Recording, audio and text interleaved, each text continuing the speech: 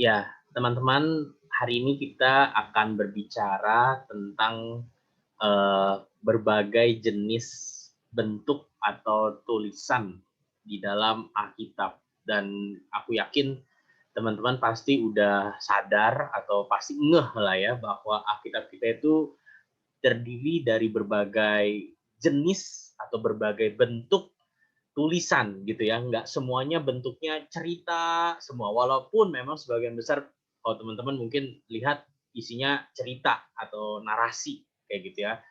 Ada yang isinya bentuknya surat, ada yang isinya bentuknya seperti puisi gitu ya.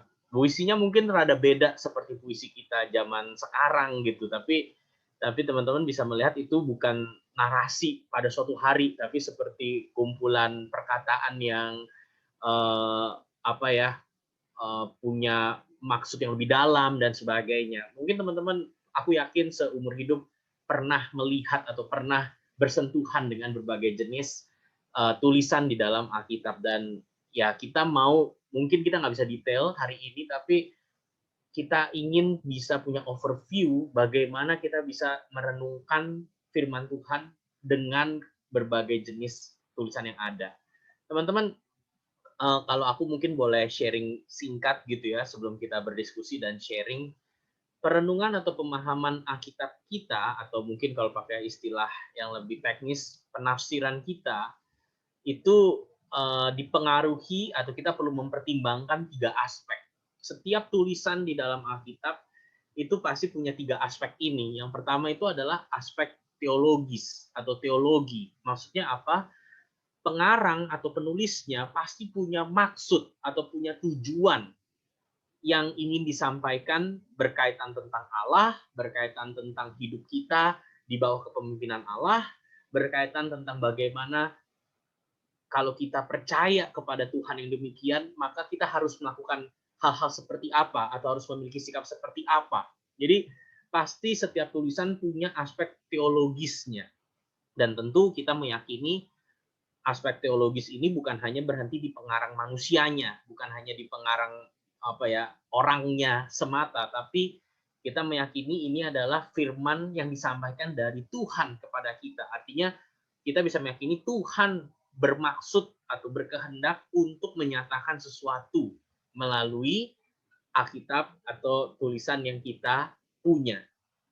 Nah, yang kedua itu aspek yang mungkin kita rada sulit kalau hanya apa ya, hanya baca sendiri gitu ya, yaitu aspek historis atau aspek sejarah atau budaya. Maksudnya apa? Teman-teman, Alkitab kita itu diberikan dalam sebuah konteks sejarah, konteks budaya. Dan teman-teman untuk bisa memahami tulisan itu makin apa ya, makin dalam, makin kaya, maka mau nggak mau kita mesti sedikit melihat atau mengerti konteks sejarah atau budaya tulisan tersebut. Kenapa diberikan? Kenapa disampaikan? Dalam kondisi seperti apa? Dalam apa ya? Lini masa seperti apa? Kasarnya gitu kali ya. Tulisan ini disampaikan. Sehingga ketika kita mengerti sejarah atau budayanya, kita bisa semakin menghargai, kita bisa semakin mengerti betapa dalamnya atau betapa tajamnya atau betapa indahnya tulisan yang disampaikan atau teks yang kita baca. Teman-teman, bukan berarti kalau kita nggak punya informasi tentang sejarah atau budaya, kita nggak bisa ngerti Alkitab. Teman-teman, saya selalu bilang gitu ya, ada banyak orang-orang yang mungkin nggak mendalami atau nggak mencari tahu latar belakang sejarah atau budaya, tapi bisa begitu kaya menghayati Alkitab, karena memang Tuhan kita adalah Tuhan yang kekal. Allah adalah Allah yang kekal, sehingga firman-Nya pun firman yang kekal. Tapi aku meyakini ketika kita diberikan sebagai mahasiswa, sebagai pelayan Tuhan, kesempatan untuk boleh menggali atau mencari tahu lebih tentang sisi histori, sejarah, budaya dari tulisan yang kita baca, itu menolong kita semakin menghayati, semakin mengapresiasi, semakin mengagumi apa yang kita bisa renungkan. Nah, aspek ketiga yang kita bahas hari ini itu adalah ternyata Alkitab kita atau firman Tuhan diberikan itu bukan apa ya, dengan huruf-huruf yang melayang gitu ya, bukan dengan apa abstrak tanpa tanpa bentuk gitu. Tetapi ada aspek literatur atau literacy writing, bentuk atau jenis tulisan. Artinya kita eh, perlu memperhatikan keunikan bentuk atau jenis tulisan tersebut karena saya simpulkan seperti ini gitu ya. Setiap jenis atau bentuk tulisan sebenarnya sama-sama mengekspresikan kebenaran, sama-sama adalah firman Tuhan, tapi punya keunikan atau punya kekayaan mengekspresikannya dalam cara yang berbeda.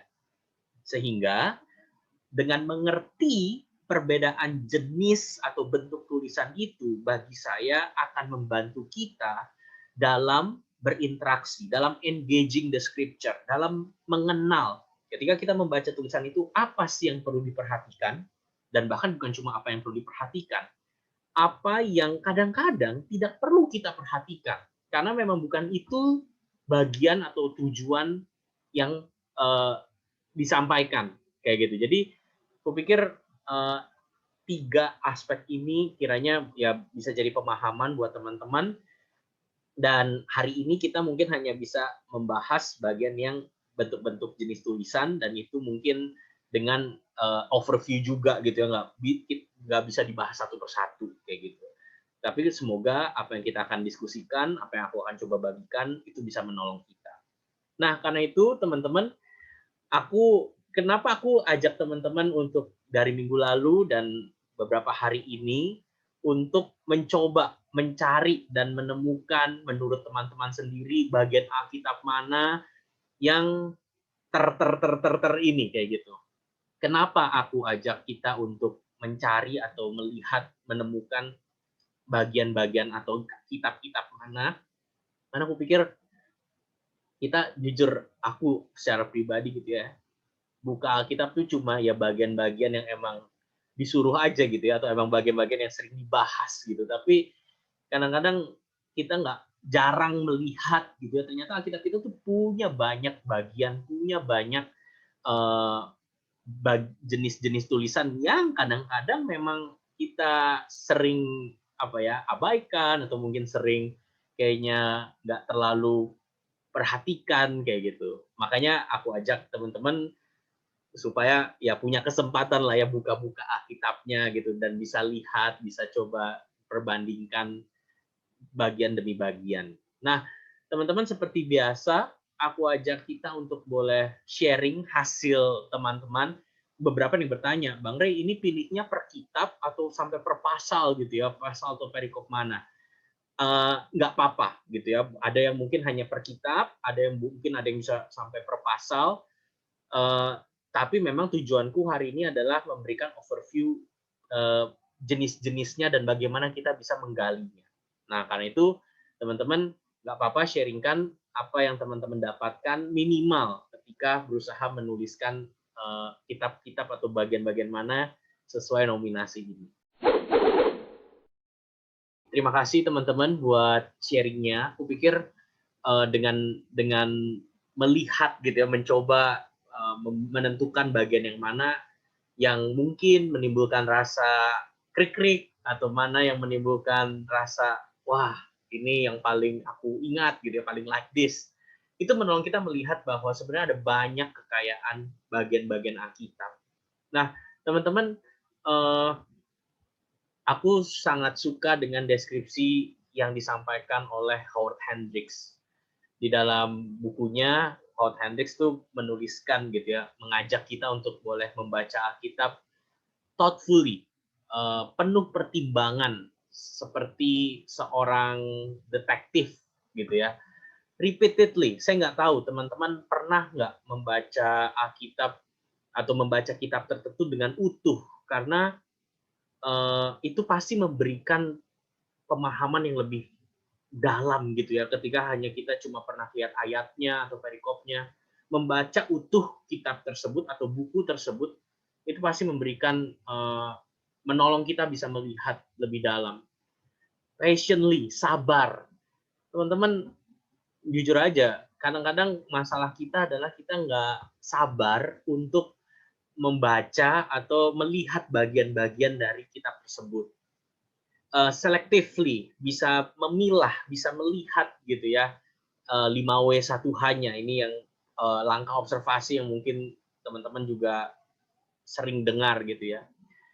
Prayerfully, ini yang menarik gitu ya. Mari membaca Alkitab dengan penuh doa. Apa maksudnya penuh doa?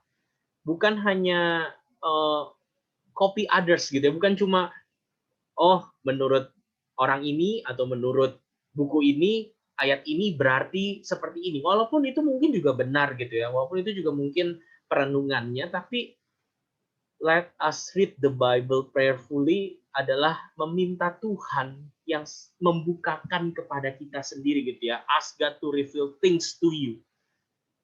Saya nggak tahu seberapa sering atau seberapa kali teman-teman mau berdoa sebelum membaca Alkitab. Maksudnya kadang-kadang kita pikir ya baca tinggal baca gitu, tapi mari ambil waktu gitu. Kita butuh Tuhan sendiri yang menyatakan karena itu firman-Nya. Imaginatively. Bacalah dengan penuh imajinasi. Teman-teman, salah satu exercise yang sering saya ajak adik-adik saya lakukan adalah coba kamu tuliskan perikop ini dengan bahasamu. Teman-teman, kadang-kadang itu cara-cara yang bisa dipakai supaya kita bisa lebih mengerti atau mendalami.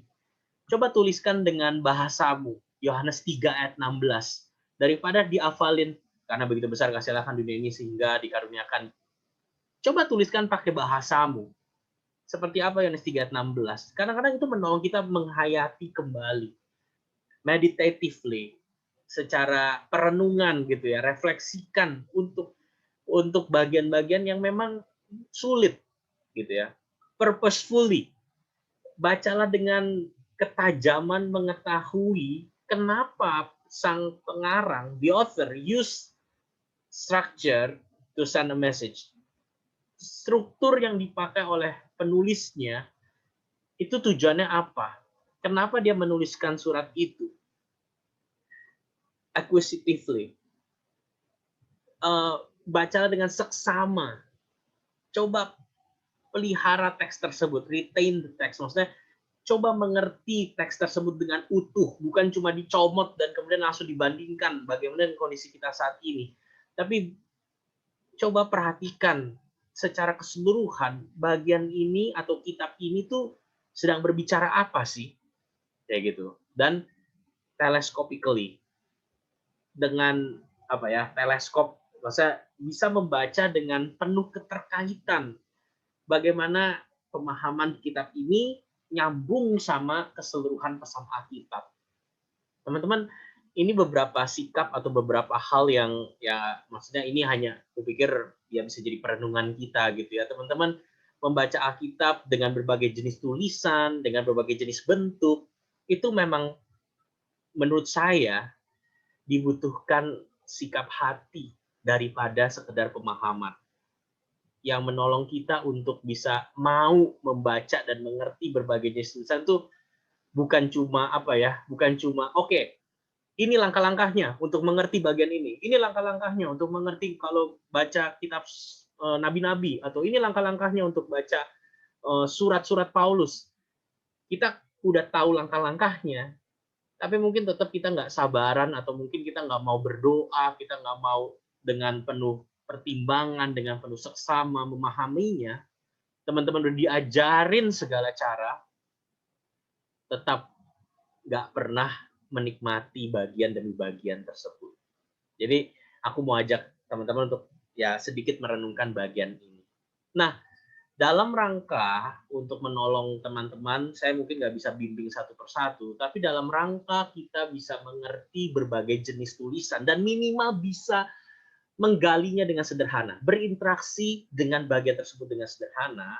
Kak Bebet menerjemahkan satu apa ya modul gitu, satu buklet yang menceritakan secara singkat bagaimana sih kita mengobservasi, menginterpretasi, dan mencari merenungkan aplikasi dari berbagai jenis tulisan tersebut.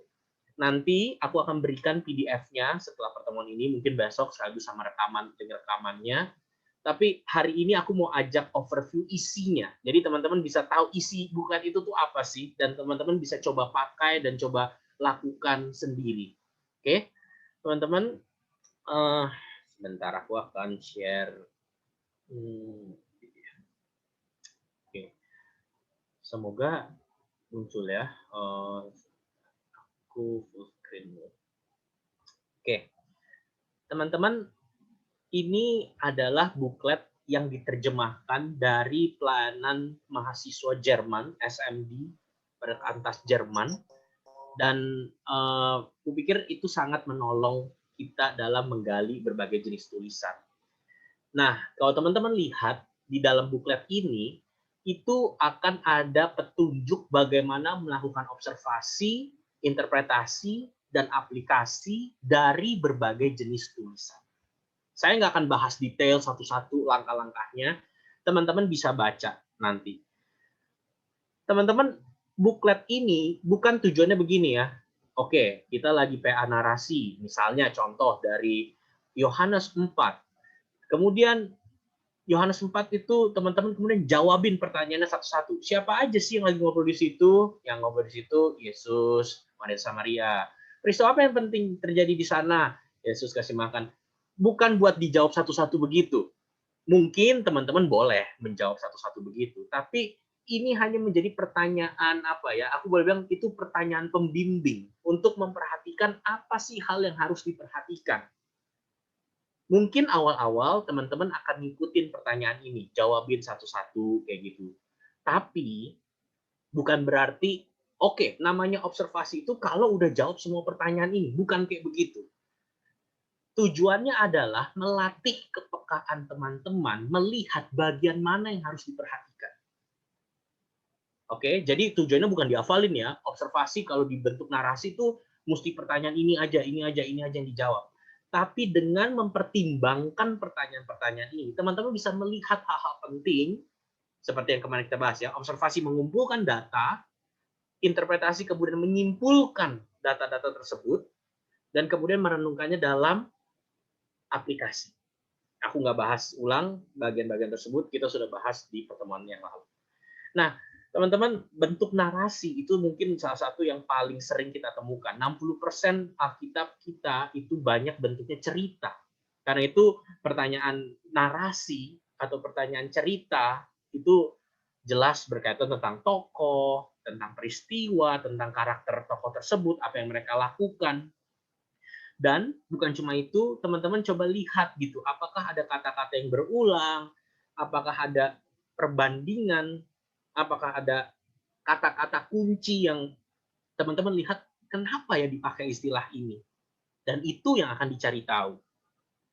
Interpretasi untuk bentuk narasi itu seperti yang kita bahas kemarin. Jadi coba tuliskan pertanyaan apa yang muncul setelah kamu menemukan jawaban-jawaban dari pertanyaan pembimbing ini.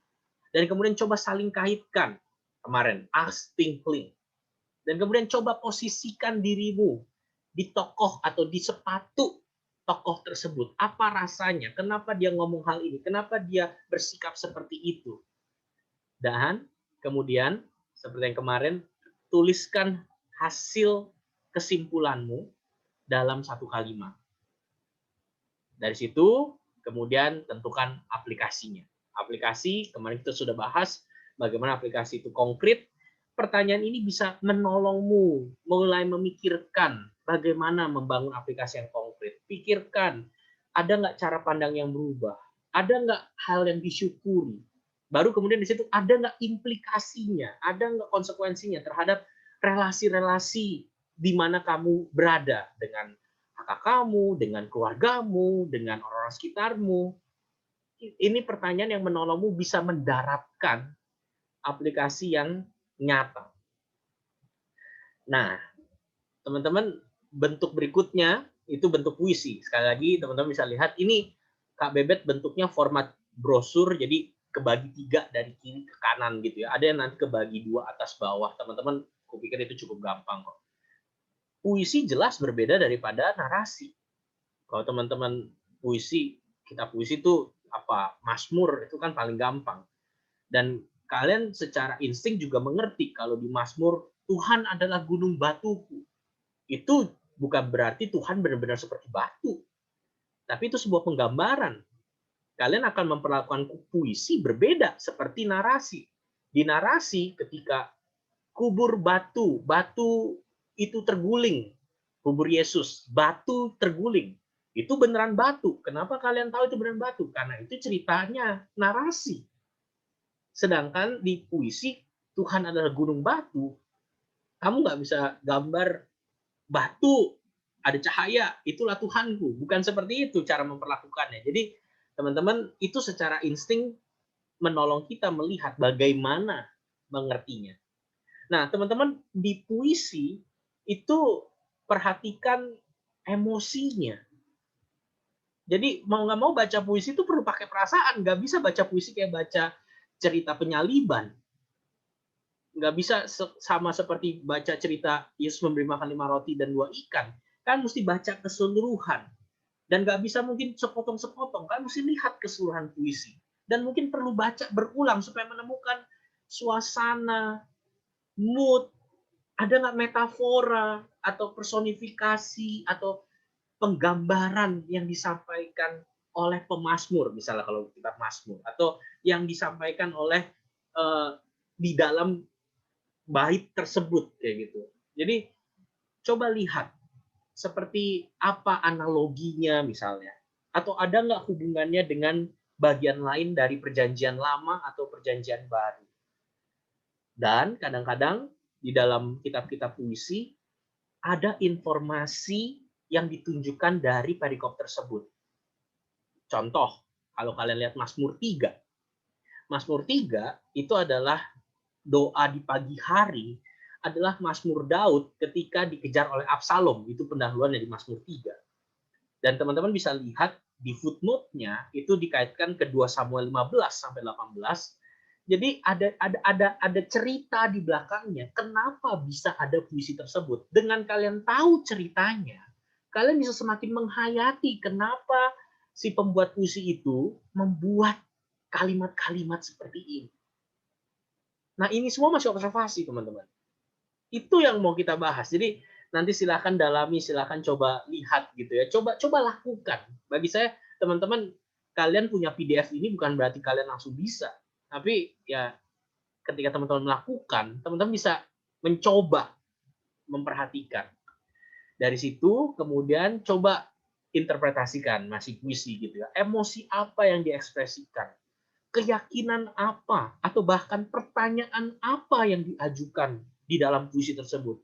Kadang-kadang membaca puisi itu bukan jadi pesannya adalah begini-begini. Kadang-kadang membaca puisi itu lebih apa ya, lebih dalam gitu ya. Kadang-kadang hasilnya ada sebuah pertanyaan, kadang-kadang sebuah perenungan. Tapi dari situlah kita bisa memikirkan respon apa yang diminta.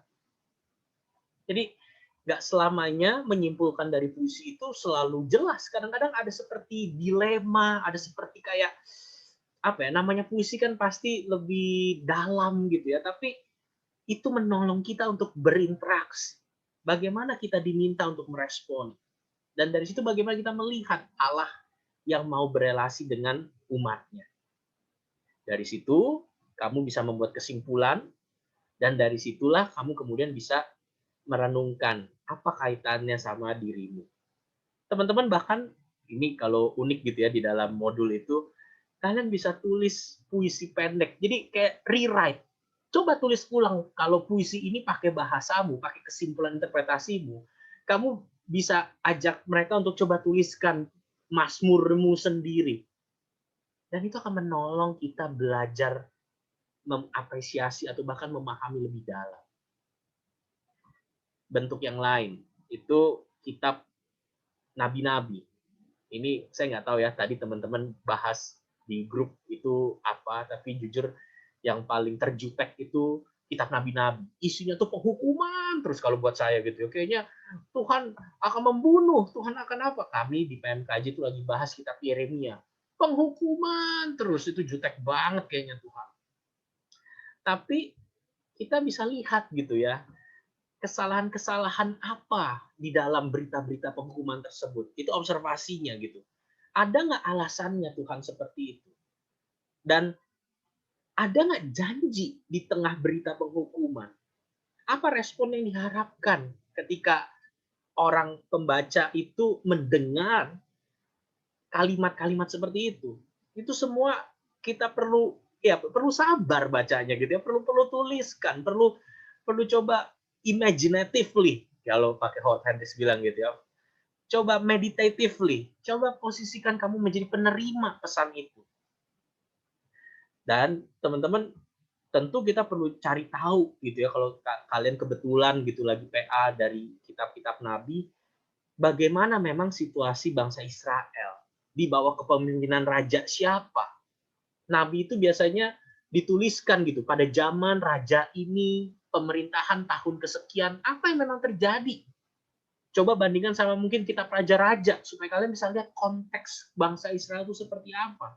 Dan dari situ kalian bisa mengerti kenapa Tuhan titipkan pesan seperti itu kepada nabi ini di tengah keadaan seperti itu. Dari situ teman-teman bisa simpulkan Allah seperti apa, bagaimana tindakannya, bagaimana respon para pendengarnya. Kemarin kita bahas di PMKJ kitab Yeremia, kita tuh ternyata sadar kita jarang ngomongin bagian murka Tuhan. Kita nggak terima kalau Tuhan murka dan membunuh.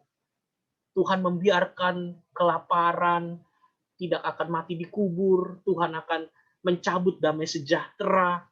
Kita merasa Tuhan harusnya baik. Nggak boleh Tuhan marah. Tapi disitulah kita belajar. Tuhan yang baik adalah Tuhan yang harus marah ketika ada pemberontakan, ketika ada yang tidak seharusnya. Tuhan yang meloloskan kejahatan itu Tuhan yang justru nggak baik. Teman-teman, itu bisa kita simpulkan setelah kita mencoba mengobservasi dengan beberapa pertanyaan pendamping tersebut. Bagaimana perspektif kita terhadap teks itu diubah melalui kehadiran Kristus. Kadang-kadang kitab nabi-nabi berakhir di berita penghukuman, berita murka Tuhan.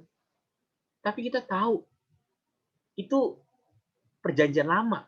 Apa kaitannya dengan Kristus di perjanjian baru? Bagaimana kita yang percaya di dalam Kristus, yang dikatakan Kristus telah menanggung murka Tuhan. Teman-teman, itu bagian kita menggali kitab nabi-nabi. Mungkin ada jarang ya kita bahas kitab nabi-nabi, tapi di modul ini kami tetap translate dan kami tetap bagikan supaya teman-teman siapa tahu suatu saat sedang menggali bagian ini atau sedang diskusi sama teman-teman di kelompok, kalian bisa cobain gitu, kalian bisa pakai. Memang ya mungkin lebih banyak kitab narasi atau tadi ya kitab puisi atau mungkin surat, tapi kita aku bersyukurlah. Aku pikir resource seperti ini bisa tetap kita pegang dan suatu saat bisa kita pakai. Dan kalau teman-teman tertarik, PA-kan sendiri, cobain sendiri satu kitab nabi, lakukan penggalian seperti ini. Kupikir itu akan sangat melatih dan sangat menolong teman-teman. Surat, ini salah satu yang paling sering ya, kitab surat kayak gitu. Surat Paulus itu banyak di Perjanjian Baru dan sering kita bahas. Mungkin teman-teman pernah diajarin menggali surat itu bikin sintaks, bikin urutan kalimatnya, kalimat utama mana, anak kalimat di mana. Teman-teman, itu salah satu bentuk observasi. Itu salah satu bentuk menggali, dan itu bukannya salah. Tapi jujur, kalau saya ngajarin sama anak-anak mahasiswa yang baru, saya nggak ajarin bentuk seperti itu. Saya akan tetap ajarin pakai pola observasi, interpretasi, aplikasi. Tapi observasinya tuh apa? Nah, ini pertanyaan-pertanyaan pendampingnya observasi. Tentu yang harus diobservasi beda. Kamu baca Lukas 5, Yesus panggil Petrus menjadi penjala manusia, sama surat 1 Petrus. Petrus menuliskan surat kepada jemaat. Tentu nggak akan sama seperti kamu baca narasi. Apa yang diperhatikan? Jelas, misalnya yang paling gampang teman-teman perlu lihat situasinya seperti apa, lagi ngomongin apa. Dan saya sangat sarankan kalau teman-teman PA kitab surat, baca suratnya keseluruhan.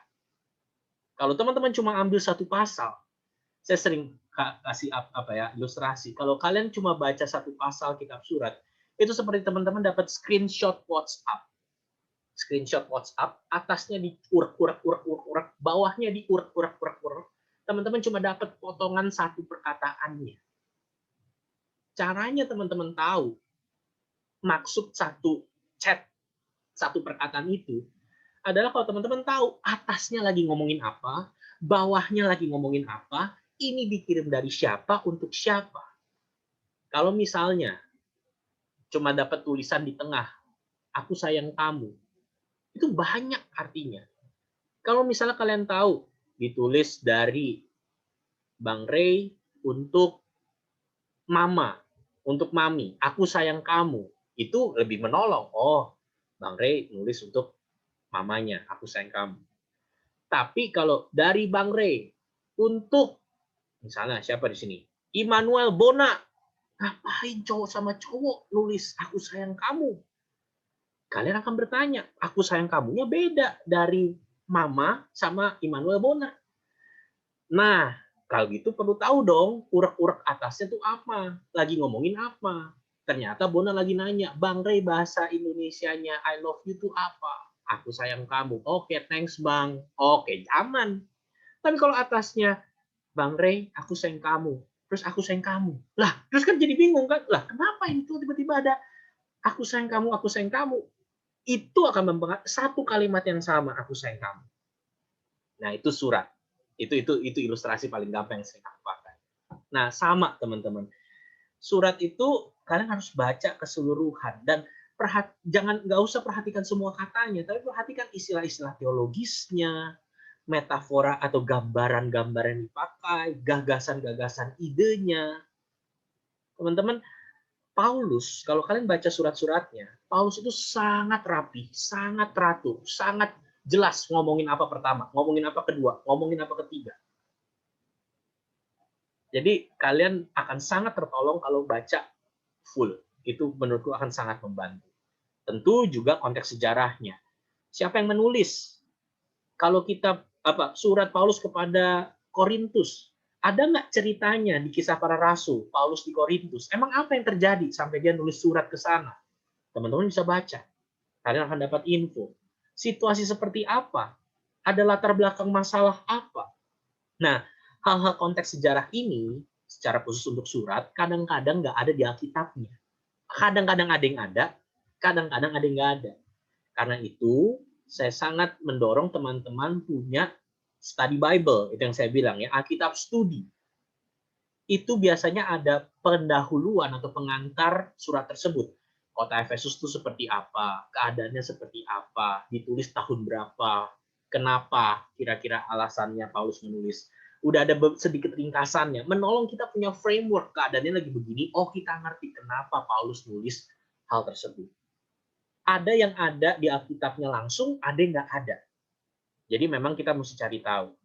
Paling gampang contoh lain, surat 1 Petrus. Kalian baca detail, baca perlahan, baca dengan sabar, pasal 1 sampai pasal 5, kalian akan lihat kata yang berulang itu apa? Penderitaan, tekanan, penderitaan, tekanan. Dari situ aja kalian udah bisa melihat. Ini Petrus ini lagi ngomong sama jemaat yang kayaknya lagi banyak tekanan deh ya.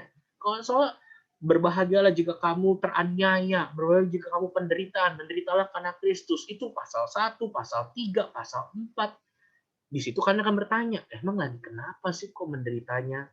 Itulah yang perlu kalian cari tahu. Menderitanya apa sih? Mungkin kalian bisa baca study Bible, kalian bisa buka sabda.org, tapi kalian nggak perlu detail ayat 1 komentarinya apa, ayat 2 komentarinya apa.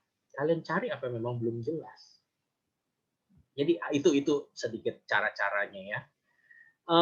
Dari situ kemudian interpretasi. Sekali lagi, cara paling gampang memahami emosi surat adalah dengan memposisikan diri jadi pendengar. Menjadi pendengar, coba pikir, apa yang paling menguatkan mereka? Apa yang menantang mereka? Kalau kalian jadi penerima surat tersebut, jadi jemaat, dapat tulisan kayak begitu, apa yang paling di-encourage? Atau apa yang paling ter-challenge? Kadang-kadang kita baca surat tuh kayak mati aja gitu ya. Oh, Paulus ngajarin begini. Tapi kita nggak jarang memposisikan diri, kalau saya jadi penerima pesan tersebut, apa sih dilemanya? Apa sih tantangannya? Apa sih kesakitannya harus mentaati perintah tersebut? Tapi dari situ kita bisa memikirkan kaitannya sama diri kita dengan lebih dalam.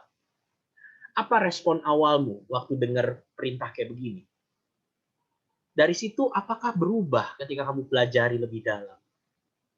Jadi sekali lagi, makanya saya nggak langsung mulai dengan inilah kamu ambil PDF-nya, kamu silakan pakai.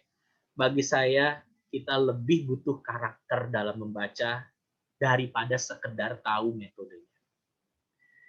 Hukum-hukum perjanjian lama, wah ini juga nih ya, sering bilang, aduh bang berhenti baca Alkitab di imamat gitu, atau berhenti baca Alkitab di, saya lagi Bible reading udah sampai Keluaran 25, 30. Teman-teman tahu nggak itu isinya buat kemah berapa kubit panjangnya. Saya kadang-kadang juga, ya Tuhan apa sih ini gitu. Kalau kalau teriak elah apaan sih ini, saya akan jawab, kenapa disuruh pilih binatang gitu ya. Aduh ambil binatang belah jadi dua ya Tuhan, kuku belah.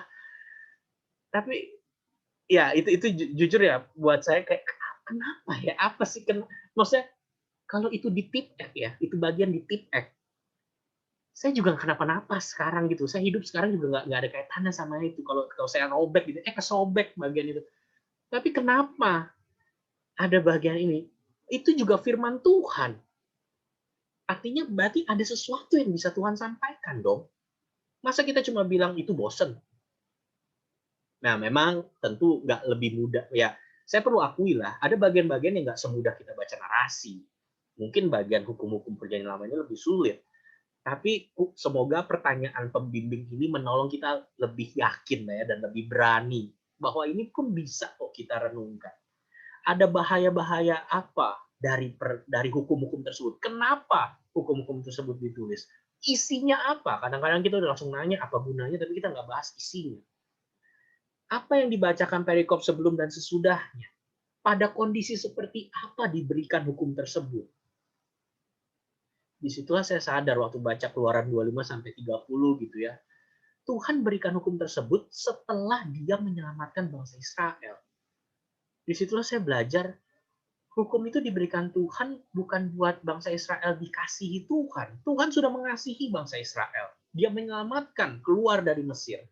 Hukum tersebut menjaga bangsa Israel untuk hidup dan bisa menyatakan, ada satu kalimatnya di Keluaran 24, supaya mereka tahu Tuhan yang menyelamatkan dari Mesir. Di situ saya belajar ini bukan cuma Tuhan kepo ya, ngaturin. Aduh, kalian baca di Keluaran 24. Ada binatang yang mati karena binatang tetangga harus ganti 2 kali lipat. Ada binatang pinjemin barang, dia ngilangin barang, ganti 2 kali lipat. Tapi di situ saya belajar, Tuhan peduli, Tuhan setia, Tuhan yang adil. Dan ketika kita memang melakukan kesalahan, kita bisa dengan bebas mengakui dan mengganti rugi. Kenapa? Karena kita orang yang diselamatkan Tuhan, nggak perlu ada yang disembunyikan. Jadi hal-hal tersebut itu saya pun juga masih belajar gitu. Saya pun juga terus membaca, tapi minimal semoga ini menolong gitu ya. Apa tujuan hukum tersebut diberikan? Bahaya apa yang ingin dihindari melalui hukum-hukum tersebut? Dan ini yang menarik. Bagaimana perikop tersebut menunjukkan karakter Allah. Di balik hukum itu, Tuhan tuh Tuhan yang seperti apa sih? Dan sekali lagi, apa kaitannya sama perjanjian baru? Kalau Tuhan Yesus bilang, aku datang untuk menggenapi hukum Taurat. Apa artinya digenapi? Apa artinya hukum tentang bait Allah, aturan tentang bait Allah, aturan tentang persembahan korban, digenapi di dalam Kristus? Teman-teman, aku pikir itu pertanyaan yang menolong kita bisa melihat bahwa di dalam Kristus, kita telah diperhitungkan taat hukum sempurna. Nah, teman-teman silahkan kalau lagi berjumpa dengan kitab hukum, teman-teman ini cara-cara yang baik untuk merenungkannya. Literatur apokaliptik, teman-teman mungkin tahu ya, salah satu kitab apokaliptik yang sangat ya jadi banyak pertanyaan dan juga perdebatan itu adalah kitab Wahyu. Dan tapi teman-teman kita bisa merenungkannya. Mulai dengan mencatat ada tokoh siapa, ada peristiwa apa, ada metafora apa, ada simbol apa. Ada nggak keterangan alasan-alasan diberikan gambar atau simbol tersebut. Dari situ, teman-teman juga mungkin perlu cari ekstra. Pada masa atau kondisi seperti apa sih wahyu itu diterima? Pada keadaan seperti apa wahyu itu diberikan kepada umat? Umat lagi dalam kondisi seperti apa? Dari situ, teman-teman, kita bisa dalami interpretasi gitu ya. Posisikan diri. Emosi seperti apa yang akan muncul di pendengar mula-mula. Dan bagaimana dalam Wahyu 21-22 kita bisa menggali perikop di Wahyu 4-20.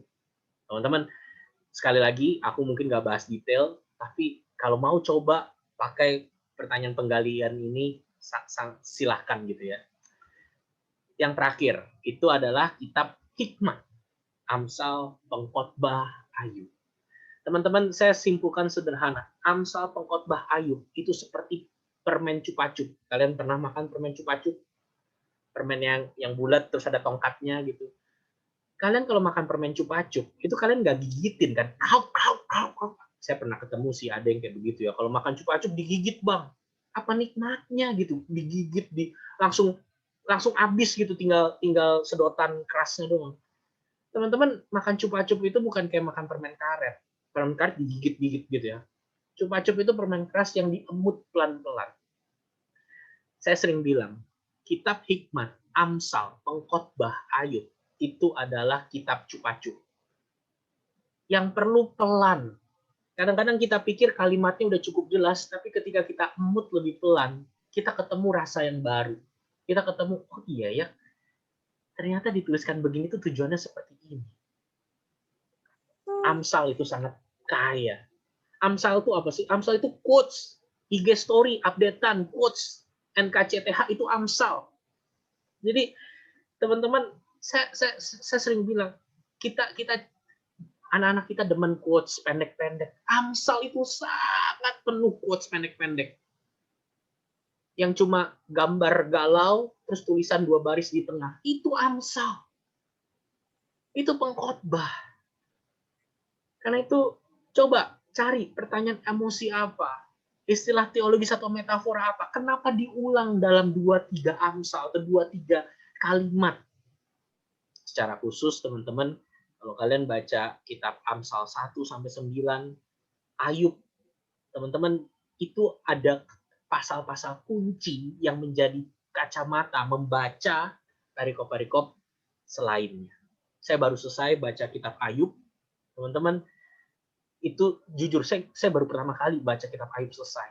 Kenapa? Isinya ngulang-ngulang aja terus gitu ya, ngulang ucapannya. Tapi ketika pelan-pelan dibaca, saya mengerti. Iya ya, betapa frustrasinya di hadapan Tuhan yang kita nggak jelas kenapa Tuhan izinkan begini, izinkan begitu. Tapi aku pengen ngadu sama Tuhan, pengen ketemu sama Tuhan. Jadi itu Ayub yang baru 2 minggu lalu lah aku selesai baca dari Bible Reading Plan-ku. Jadi coba temukan sifat Allah, sifat manusia yang ada dalam kitab Hikmat tersebut. Tantangan apa atau pertanyaan apa yang dimunculkan dari perikop tersebut, dari Amsal tersebut. Dan ada nggak penjelasan lain di Alkitab yang memberikan ilustrasi dari apa yang sedang dibicarakan? Karena kadang-kadang hikmat itu, kitab Hikmat itu sifatnya apa ya? Abstrak gitu ya, pemahaman. Tapi mungkin perlu bentuk-bentuk lain, perikop lain yang bentuknya mungkin narasi, yang menolong kita mengerti pengaplikasian atau wujud nyata dari Amsal tersebut. Ya, jadi itu kurang lebih 7 bagian dari berbagai jenis tulisan di dalam Alkitab. Aku akan share PDF-nya ini. Teman-teman, semoga itu bisa menolong teman-teman untuk lebih excited jika berjumpa dengan berbagai jenis tulisan Dan semoga pertanyaan, sekali lagi, pertanyaan tersebut bukan buat dijawab satu-satu. Kalau udah dijawab satu-satu, aku sudah ber-PA, sudah centang. Bukan itu tujuannya. Tapi pertanyaan itu menolong teman-teman melihat hal-hal apa yang harus teman-teman perhatikan. Oke? Teman-teman, aku berhenti sampai sini. Terima kasih. Aku mungkin akan tutup dengan dengan satu biasa, karena minggu depan kita mau bahas tentang asking better questions, maka aku mau ajak kita untuk mempersiapkan diri gitu ya buat minggu depan. 2 pertemuan ke depan kita akan bahas lebih ke arah bagaimana berdiskusi, bagaimana membuat percakapan yang baik dengan anak-anak kelompok kecil atau anak yang kita layani. Nah, teman-teman, bagian yang pertama, kita akan bahas bagaimana kita bisa melatih diri membuat pertanyaan yang lebih baik. Karena itu, teman-teman, saya mau ajak seminggu ini, coba pikirkan skenario tersebut. Teman-teman bayangkan ingin mengetahui pendapat seorang siswa atau mahasiswa yang kalian layani mengenai Tuhannya. Teman-teman mungkin pengen cari tahu gitu ya, dia sebenarnya percaya nggak sih sama Tuhan? Dia tuh percayanya Tuhan tuh Tuhan yang seperti apa? Atau bahkan sebenarnya agama apa sih yang dia anut? Misalnya, bayangkan teman-teman mungkin belum kenal, oke? Tapi masalahnya, setiap kali kamu menyebut kata Tuhan, dia langsung unread. Dia akan segera diam dan akan menolak melanjutkan percakapan. Kalau kamu nyebut, Dek, menurutku Tuhan tuh, itu langsung buang muka. Atau langsung, oke Kak, ya nanti aja deh kita lanjutin. Jadi setiap kali menyebut Tuhan tuh kayaknya langsung jaga jarak. Karena itu, bayangkan ya ketemu orang yang seperti itu ya. Tapi kalian pengen tahu, itu bagian yang harus kalian layani, anak yang kalian layani. Maka tolong pikirkan 5 buah pertanyaan diskusi yang menurutmu dapat menolongmu mengetahui sesuatu atau mendapatkan informasi tentang kepercayaannya kepada Tuhan. Padahal kalau dia ngomongin Tuhan langsung kabur. Dan pertanyaan diskusi itu kira-kira bisa menolong dia lebih tertarik berdiskusi ke depannya. Nangkep ya skenario-nya ya? Ketemu anak yang kalian harus layani, tapi nggak mau ngomong tentang Tuhan, tapi kalian pengen tahu pendapat dia tentang Tuhan, dan apa sih yang dia percayai. Kira-kira kalian mau bikin pertanyaan, obrolan seperti apa? Coba kalau memungkinkan, come up dengan 5 pertanyaan diskusi yang menolong kalian bisa dapat informasi, dan semoga dia tertarik untuk berdiskusi lebih lanjut. Oke? Nangkep apa yang mau kita pikirkan seminggu ini? Apa yang kira-kira mau kita bahas minggu depan? Take your time, teman-teman. Saya juga ajak teman-teman coba aplikasikan penggalian firman ini dalam berbagai kesempatan, mungkin pelayanan, mungkin saat teduh pribadi, dan kiranya Tuhan boleh memimpin dan menolong. Aku izin doakan teman-teman sebentar ya. Mari kita berdoa. Kami bersyukur untuk kekayaan firman-Mu ya Tuhan. Kami bersyukur karena Engkau Tuhan yang masih terus berbicara, memimpin dan menolong kami. Tolong kami Tuhan untuk boleh menghayati kekayaan firman-Mu, dan kami boleh menyaksikannya di dalam hidup kami, perkataan, perbuatan, pelayanan kami, dan secara khusus di dalam kehadiran kami sebagai orang-orang yang membimbing, yang menggembalakan, yang melayani di mana Tuhan tempatkan. Kami bersyukur, berterima kasih, menyerahkan kegiatan kami selanjutnya ke dalam tangan-Mu. Dalam nama Tuhan Yesus kami berdoa. Amin. Terima kasih teman-teman. Seperti biasa, aku akan stay di sini. Kalau mungkin teman-teman ada yang mau bertanya atau mungkin ada yang mau sharing. Tapi kalau mungkin teman-teman udah ada kegiatan lain, feel free buat leave. Kita ketemu lagi minggu depan. Selamat malam teman-teman. Sampai jumpa minggu depan.